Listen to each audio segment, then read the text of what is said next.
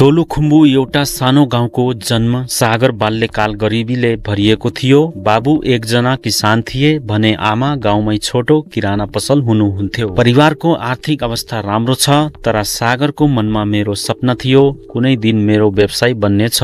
सानैदेखि मेहनती थिए। विद्यालय जाँदा नै आमाको पसलमा सहयोग गर्थे। साथीहरू खेलमा कहिल्यै हेर्दा बाबु खेतमा काम गर्थे। उनको इच्छा शक्ति बलियो, तर अवसर भने विद्यालय सकेपछि उच्च शिक्षाका लागि जाने निर्णय भयो। आमा बाबुले जेन तेन पैसा दिएर केही पैसा उठाए। राजधानीमा पुगेपछि सागर खोज्न थाले। मेरोमा जागिर खोज्दा अनुभवको कम्पनीले यो काम दियो। थकित पनि हिम्मत नहारले राखेका सागरले एउटा होटलमा भाडा माझ्ने काम पाए। सुरुमा मिल्लाज थिरु, तर बस्नका को लागि त्यो कामलाई इज्जतका साथ दियो। बिहान सबेरै उठेर होटलमा काम गर्थे। बेलुका कोठामा गएर व्यापारिक किताबहरू पढ्नुहोस्। उसको होटलमा काम गरिरहँदा व्यावसायिक अवस्थामा ध्यानपूर्वक हेर्थे। ग्राहक कसरी सेवा दिने, व्यापार कसरी चलाउने सिक्न थाले। उसले बुझे सफल हुन सक्छु, मेरो आँट र मेहनत चाहिन्छ। सफलताको बाटो। एक दिन सागरले धेरै चिया पसल खोल्ने सपना देखे र पुँजी मालिकका साबटी माग्दा मिली गिज्यो। भाडा माझ्ने केटाले व्यापार चल्छ सपना नदेख, तर सागरले हार मानेन।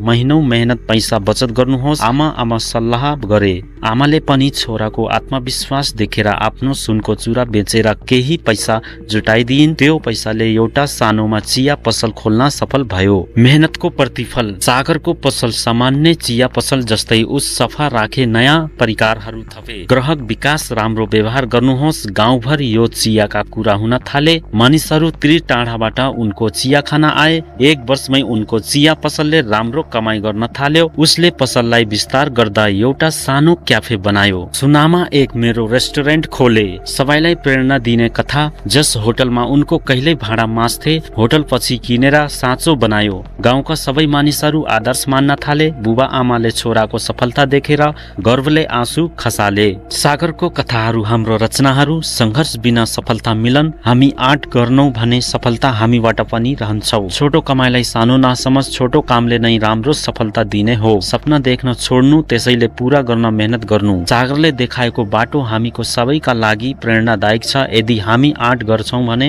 र मेहनत गर्छौं भने जीवनमा कुनै पनि असम्भव छैन। साथीहरू, यस्तै रोचक कथाहरू सुन्नको लागि हाम्रो च्यानललाई सब्स्क्राइब गर्नुहोस् र शुभ यात्राको सुरु गर्नुहोस्। भेटौँला अर्को भिडियोमा। धन्यवाद।